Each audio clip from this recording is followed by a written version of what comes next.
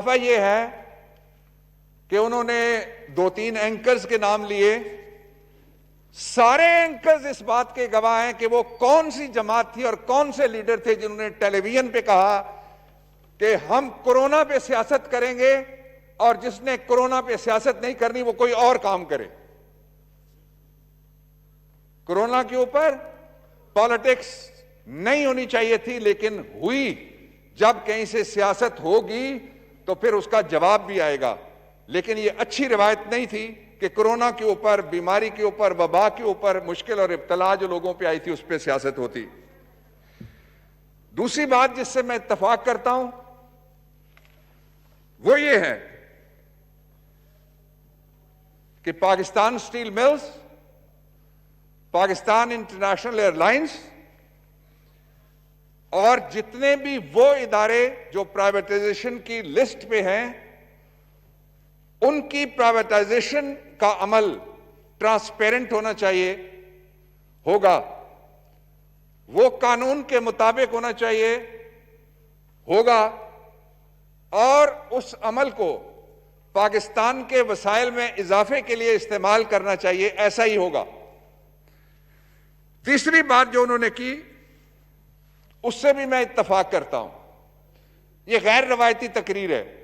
यहां पहले फुलझड़ियां होती हैं, फिर पटाखे होते हैं, फिर नारे होते हैं, फिर तालियां। मैं इनमें से किसी की भी परवाह नहीं करूंगा जितनी देर मैं बात करूंगा, जब भी बात करूंगा, इसलिए कि इस ऐवान को जनाब स्पीकर दो चीजों की शदीद जरूरत है। यह मैं दावते फिक्र दे रहा हूं सबको। यहां बड़े बड़े पुराने पार्लियामेंटेरियंस आते हैं। एक ये कि पार्लियामेंट्री बिजनेसेस और प्रैक्टिसेस उनके ऊपर अमल दरामद किया जाए, और दूसरा यह है कि उसके साथ ही हम सुनने की हिम्मत डालें। बात कहना और बात सुनना इक्वली इंपॉर्टेंट है। मैं तीसरी बात की तरफ जाता हूं। उन्होंने कहा कि इस्लामाबाद के किसी सरकारी हॉस्पिटल में या शायद सारे हॉस्पिटल्स में एज लिमिट के साथ लोगों को पेशेंट के तौर पे कबूल और एडमिट किया जा रहा है। अगर ऐसा है, कोई इंस्टेंस उनसे पूछने की जरूरत नहीं है, उनका काम था पॉइंट आउट करना। I personally will inquire today. ऐसा है तो बिल्कुल गलत है, इसलिए कि एज की किसी लिमिटेशन को इलाज के साथ टैग नहीं किया जा सकता। और अल्लाह ताला का कानून भी यह है कि हमें अपने आने की तारीखें पता है कि कौन किस साल, किस महीने, किस अशरे में पैदा हुआ था, लेकिन जाने की तारीख किसी को अल्लाह ताला ने नहीं बताई, किसी को मालूम नहीं है। इसलिए इलाज में यह तखसीस नहीं हो सकती कि इस उम्र तक। वेस्टर्न ममालिक में ऐसा किसी जगह होगा, पाकिस्तान इसका मुतहम्मिल नहीं हो सकता।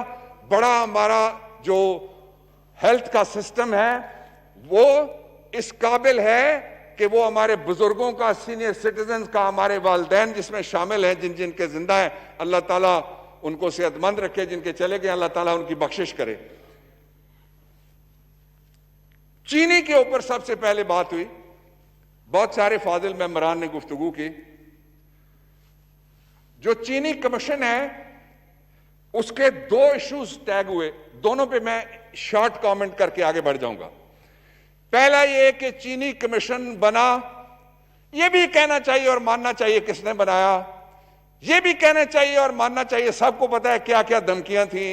हुकूमत गिराने की धमकी होने के बावजूद भी अगर कोई कमीशन बनाता है, उस कमीशन के लिए इब्तदाई रिपोर्ट के आगे बढ़ता है। वो अगर शख्स चला जाता है उस स्टेज के ऊपर जहां पे फोरेंसिक ऑडिट होता है, और वो शुगर मिले जिन्होंने कभी अपने खाते किसी को हवा भी नहीं लगने दी थी, वो सारा एक्सपोज होता है, तो ये क्या पाकिस्तान के खिलाफ कोई काम हो गया कि हम इस पे इतराज करें? यही तो वो स्टेटस को है जिसके साथ हम सारे वक्तन फवक्तन लड़ने का दावा करते रहे, लेकिन पहली दफा उस स्टेटस को हाथ डाला गया। यहां अक्सर कहा जाता है, मैं इस बात पे हैरान हूं। चलिए मैं भी आज कहता हूं, मैं भी इस बात पे हैरान हूं कि पाकिस्तान के छोटे छोटे सियासी कारकुन जावेद अब्बासी और बाबर अवान, गांव का नाम भी एक है, ये उस जुमरे में नहीं आते। यहां जितने बैठे हुए हैं मौजूद नहीं है वर्कर्स, पॉलिटिकल वर्कर्स जुमरे में नहीं आते। ये क्या सबब है कि सारे बड़े शुगर माफियाज में जो नाम आ रहे हैं, बड़े बड़े खानदान हैं? कोई सबब तो होगा। मैं सबब में नहीं जाना चाहता, सिवाय इसके कि पाकिस्तान के अंदर चीनी जिस कीमत पे पैदा होती है उस कीमत से हजारों गुना ज्यादा उसको चिट्टों के ऊपर बेच दिया जाता है, उस रफ्तार से बेच दिया जाता है। साल बाद चीनी ले जाना, 6 महीने बाद, क्रशिंग का सीजन सिर्फ 2 महीने का होता है। इसलिए ये क्रेडिट इमरान खान का, तहरीके इंसाफ का है, इस हुकूमत का है। दूसरा इसका पोर्शन है सब्सिडी। 29 अरब रुपए की सब्सिडी दी गई, 5 साल का अरसा है। इस हुकूमत को 1 साल और तकरीबन 10 महीने से कम अरसा हुआ है। इसके दौर में 3 पॉइंट समथिंग सब्सिडी दी गई। देने वाले जवाब दें, सबको इंटेरोगेट किया गया, सबको तफ्तीश के लिए बुलाया गया, सबसे सवाल किए गए, किसी के साथ कोई रियायत नहीं की गई। उसके अलावा जो सब्सिडी है 20-25, वो भी तो किसी ने दी, उनसे भी सवाल किए गए। उनमें से जो लोग आए उन्होंने ठीक किया, जिन्होंने बहाने बनाए उन्होंने भी ठीक किया। लोगों को पता लगा इनके पास कहने के लिए कुछ नहीं है। तीसरी बात,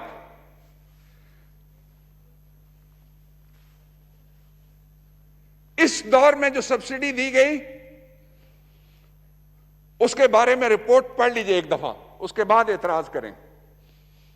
मुझे कोई दूसरा ऐसा दौर बता दें जिसके दौर में कोई ऐसी तफ्तीश हुई हो, तहकीक हुई हो, प्रोब हुई हो, इन्वेस्टिगेशन हुई हो, कमीशन बैठा हो, एविडेंस कलेक्शन हुई हो और उसके बाद किसी को जिम्मेदार ठहराया गया तो उसमें से 9 रत्न ना निकाले गए हों। लेकिन यह पहली दफा ऐसा हुआ है कि किसी का लिहाज नहीं किया गया। अब मैं आगे चलता हूं। एक और बात जिस पे मैं हैरान था, उस पे मैं एक ऐलान करना चाहता हूं। मैं हैरान इस बात पे था कि यह कैसे हो सकता है। मैं यंग लॉयर की बात सुनना चाह रहा था, लेकिन वो टाइम ऐसा चला गया कि 2 बजे की बजाय हम 3 बजे पे खड़े हैं। I am sorry for that. मैं खुद सुनना चाहता था इनकी बात। मैं इस बात पे हैरान था कि ये कैसे है कि सारी दुनिया में कहते हैं कानून का, इंसाफ का, नेचुरल जस्टिस का बुनियादी उसूल है नोबडी कैन बी जज ऑफ हिज ओन कॉज, कि अपने मामले में कोई खुद मुंसिफ नहीं हो सकता, कि ये पहले बैठ के फैसला करते हैं कि चीनी इस तरह से क्रश होगी, इतनी ब्लैक में जाएगी, इतनी अफगानिस्तान के नाम पे फ्रॉड होगा, इतनी डबल बुकों में चली जाएगी चीनी, और उसके बाद वो खुद ही हुक्मरान होते हैं, पॉलिसी दे देते हैं उसके ऊपर। पहली दफा एक ऐसा हुक्मरान आया है जिसका अपना कोई बिजनेस नहीं है, इसलिए उसको कोई परवाह नहीं है, और जो बिजनेस उसके दौर में कॉन्फ्लिक्ट ऑफ इंटरेस्ट के ऊपर करेगा, सरकार में बैठा हुआ कोई आदमी, छोटा हो या बड़ा हो, एक हो या बहुत से हो, उन सबको जवाबदेह किया जाएगा। ऐलान ये करना चाहता हूं कि वजीर आजम इमरान खान ने हिदायत की है कि फौरी तौर पे कॉन्फ्लिक्ट ऑफ इंटरेस्ट का कानून पाकिस्तान में वज़ा किया जाए। एक बड़ा मसला लोगों के लिए शायद ना हो, यहां बैठे हुए लोगों के लिए भी, बाहर भी, फाजिल अरकान के लिए भी, सुनने वालों के लिए भी, मेरे लिए है पाकिस्तान के तारीख का जो सबसे बड़ा, आज तक पिछले 70 सालों में, 73 सालों में बल्कि, सबसे बड़ा जो नॉन गवर्नमेंटल ऑर्गेनाइजेशन एनजीओ है वो पाकिस्तान के दीनी मदरसे हैं। मैं शुक्रिया अदा करता हूं उस जानिब से कि उनके लिए कहा गया है कि असातिज़ा और वो जो ख़वातीन असातिज़ा हैं उनके मुआशी मसाइल के हल के लिए कुछ किया जाए। जिन्होंने ये नुक्ता उठाया उनका शुक्रिया। इस पे मैं बात करूंगा गवर्नमेंट से, मुतल्लिका इदारों से। आपको बुलाएंगे, आप कोई खातून नुमाइंदा शामिल करना चाहें तो करें, और जो एहसास कैश प्रोग्राम में से अगली जो इकसात आनी है वो एक ऑनगोइंग प्रोसेस है जो चलता रहेगा इंशाअल्लाह। तो उसमें आपको किस तरह से शरीक किया जाए और क्या मदद आपकी की जा सकती है, इसलिए कि पाकिस्तान में एजुकेशन के फील्ड के अंदर बाकी जो इदारे हैं बहुत अच्छा काम करते हैं, पैसे भी दबा के लेते हैं। ये ना किसी से हॉस्टल के चार्जेस लेते हैं, सिर्फ इनको कोई जो डोनेशंस मिलती हैं उसके ऊपर चलते हैं। इसलिए इनको मैं वादा करता हूं हुकूमत की जानिब से कि इंशाअल्लाह अज़ीज इस मसले को मैं हुकूमत में उठाऊंगा। तीसरा, मैं बहुत तफसील में नहीं जाता। लॉकडाउन के दो आपके पास ऑप्शन थे। एक ऑप्शन वो जो सिंध की गवर्नमेंट ने इस्तेमाल किया, दूसरा ऑप्शन वो जो पाकिस्तान तहरीक इंसाफ की जहां जहां हुकूमत थी वहां और इत्तेहादियों की वहां हमने इस्तेमाल किया। स्मार्ट लॉकडाउन आज क्या है? ये इजलास जनाब स्पीकर जो कल होगा वो क्या है? स्मार्ट इजलास। इसलिए कि सारे लोग इकट्ठे नहीं किए जा सकते। मुझे बड़ा दुख हो रहा है, तकलीफ हो रही है कि इतने मेरे फाजिल colleagues they are covid positive, बेशुमार और हैं जो हैं बताते नहीं हैं, बेशुमार और हैं जो टेस्ट इस डर से नहीं कराते कि कहीं कोविड पॉजिटिव ना निकल आए। अपनी अपनी मर्जी है। मुझे बड़ी तकलीफ हो रही है, सच्ची बात ये खाली सफेद देख के मुझे बहुत दुख हो रहा है इस बात का। और बाहर बैठे हुए लोग कहते हैं कि हमने एहतियात शुरू में नहीं की। एहतियात तब भी की गई थी। उस पे जो तजवीज दी ऑपोजिशन ने, उसके ऊपर मैं आपको आपकी तवज्जो चाहता हूं। आपने कहा कि जो कोविड-19 की कमेटी है उसको दोबारा फॉर्म किया जाए। वो कमेटी कायम है। जिस नोटिफिकेशन के जरिए से वो कमेटी, मैंने स्पीकर से इस पे बात की 4-5 दिन पहले किसी और हवाले से, वो कमेटी इसलिए कायम है कि जब कमेटी कोई एक दफा बन जाए, फंक्शन परफॉर्म करना शुरू कर दे, तो जब तक उसका नोटिफिकेशन विड्रॉ नहीं किया जाता the committee holds the field. इसलिए उसी को एक्टिवेट करेंगे। इसमें भी मैं जो आपकी तरफ से नुक्ता है, मैं इस बात का हामी हूं कि जो ओवरसाइट पॉलिसी मेकिंग के अंदर, डिसीजन मेकिंग के अंदर है, उसके ऊपर जितने लोगों की नजर होगी उतने ही लोगों का भला भी होगा। और सबसे पहले भला होता है उनका जो डिसीजन मेकर होते हैं, वो अपने डिसीजन को दुरुस्त कर सकते हैं। उसके बाद जो लॉकडाउन था, कहते हैं जी नतीजा क्या निकला, मैं 3 बताता हूं सिर्फ। पहला, पाकिस्तान उन खुशकिस्मत, खुशबख्त, आली बख्त मुल्कों में से एक मुल्क और मुआशरा है जहां पे फूड चेन बरकरार रही। अमेरिका में फूड चेन टूट गई। बरतानिया में हमारे यहां बहुत मशहूर डॉक्टरों की एक फैमिली है, और ये फिर मुझे नाम लेना पड़ेगा, ये भी जानते हैं, इनके गांव के नजदीक उनका गांव है, देवल वाले डॉक्टर महमूद मलिक साहब। उनका एक बेटा बरतानिया की जो मेडिकल काउंसिल है रॉयल, उसके अंदर वो ऑल्टरनेट मेडिसिन के एक्सपर्ट के तौर पे शरीक है।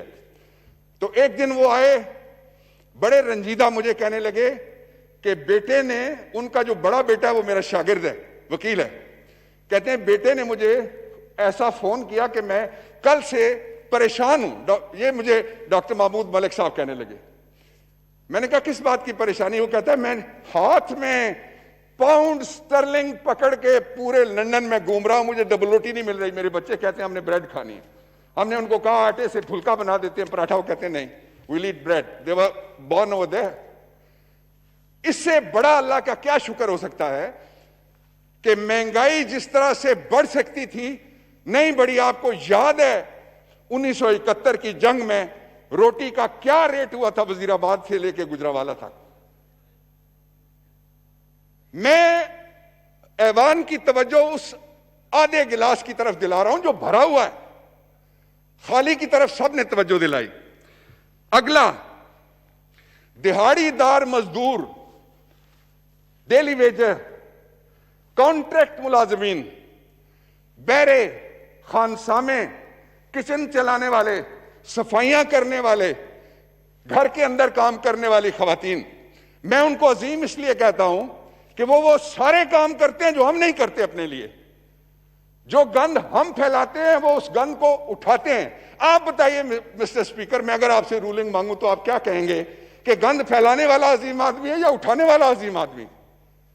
तो ये सारी जो स्कीम थी, कंप्लीट, शार्प, रूथलेस लॉकडाउन की, उसमें उनके लिए क्या था?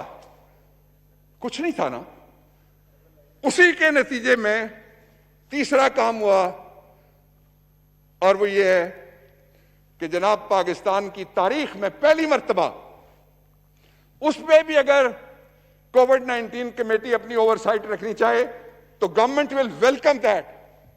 पहली दफा एहसास कैश प्रोग्राम के जरिए से इस खित्ते की गालिबन तारीख में पहली दफा इतने पैसे लोगों को भेजे गए, सारे के सारे ट्रांसपेरेंट तरीके से भेजे गए। किसी जगह पे ना कोई इल्जाम आया। बदइंतजामी के जो जिम्मेदार थे, पहले हफ्ते में 10, 15, 20, 30 लोग, उन सब के खिलाफ कार्रवाई हुई, उनको अपने अहदों से हटा दिया गया। अब मैं आपको दूसरी तरफ लेके चलता हूं जनाब, वेरी शॉर्टली। यहां कहा गया कि हमारे फाटा के जम शुदा इजला में कोई मावराए रियासत लोग, रियासत के अंदर रियासत बनाने वाले लोग आ गए हैं और उनको बड़ा असर और रसूख पजीर आई। ये गलतफहमी दूर कर लें। मैं सबसे पहले उन शहीदों को सलाम पेश करना चाहता हूं जिनकी वजह से हमारा बकरबी बॉर्डर महफूज हुआ। उन गाजियों को मैं खराज तहसीन पेश करना चाहता हूं जिनके एज़ा नहीं रहे, लेकिन आज पाकिस्तान विंडिकेट है दुनिया की नजर में। आज पाकिस्तान के मुसल्लह इदारे पाकिस्तानियों की नजर में विंडिकेटेड हैं, इसलिए कि आज पाकिस्तान का फाटा के जमशुदा इलाकों में जहां गैर मुल्कियों का कब्जा होता था, उनका मौज मेला होता था, मुतबादल इकोनॉमी होती थी, उनकी हुक्मरानी होती थी, नो गो एरिया था पाकिस्तान के। 1 इंच भी पाकिस्तान का आज ऐसा नहीं है जहां पाकिस्तान का परचम नहीं लहरा रहा। इसलिए आप इस ऐवान में लोगों को जिन दिखाने की कोशिश ना करें, सोशल मीडिया में दिखाए जा सकते हैं। तकलीफ किसको है? मसलन फाटा के इजला आ गए मर्दान के बराबर, एबटाबाद के बराबर, पेशावर के बराबर। क्या यह बुरा हुआ? अब उनको बजट मिला इन इजला की स्कीम्स के मुताबिक। जिसको इलाका गैर कहते थे वहां थाने कायम हो गए। वहां पे जो पैरामिलिट्री के लोग थे वो सारे के सारे गालिबन, if I am not forgetting, 8,000 लोग, 4,000 से लेके 8,000 मुख्तलिफ कैटेगरी, ऑल पुट टुगेदर, वो सारे के सारे पुलिस की सर्विस में आ गए। अब उनको हर जगह मुल्क के बाकी शहरों की तरह, जिस तरह इस्लामाबाद है, कराची है, लाहौर है, गुजरांवाला है, फैसलाबाद है, कोयटा है, हैदराबाद है, उनको नुमाइंदगी मिलेगी सारी जगह पे। तो परेशानी कहां है? और आखिरी बात जो कहेगी कि जो मुज़ाकरात हो रहे हैं, मुझे याद है मैंने उस वक्त भी जब हमने दिया था मालाकंड डिवीजन में चतराली साहब और मुफ्ती साहब शरीयत का निजाम, उस वक्त आप दोनों की जमातें इधर बैठती थी और उस निजाम को वापस लेते वक्त, दोनों वक्त जो नेशनल डिबेट था गवर्नमेंट की तरफ से, वो मैंने लीड किया। क्या वही हालात हैं? नहीं है ना, बदल गए हालात। तो जो बदले हुए हालात हैं उनमें बदलने वालों के खून को खिराज तहसीन पेश करना चाहिए, शकूक का इजहार नहीं करना चाहिए, शुबहात का इजहार नहीं करना चाहिए, तसल्ली रखनी चाहिए। आखिरी बात,